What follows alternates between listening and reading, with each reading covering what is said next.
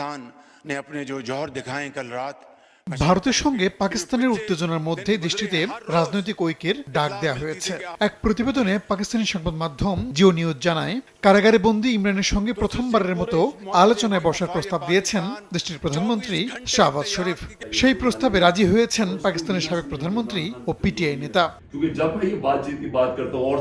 প্রতিবেদনে আরো বলা হয়, গেল সোমবার আদিয়ালা জেলে পিটিআই এর বর্তমান চেয়ারম্যান ব্যারিস্টার গওহর আলী খান সরকারের আলোচনার প্রস্তাব পৌঁছে দেন ইমরান খানকে। ইমরান সম্মত হলেও আলোচনাটি গোপনীয়ভাবে ও গণমাধ্যমের উপস্থিতি বা নজরের বাইরে হওয়া উচিত বলে মন্তব্য করেন তিনি। পিটিআই সূত্র বলছে, ইমরানের সম্মতি পাওয়ায় সরকারের সঙ্গে আনুষ্ঠানিকভাবে আলোচনার আহ্বান জানানো হবে। তাদের অভিমত, অতীতে আলোচনার প্রয়াস গণমাধ্যমে অতিরিক্ত প্রচারের কারণে ব্যর্থ হয়েছে।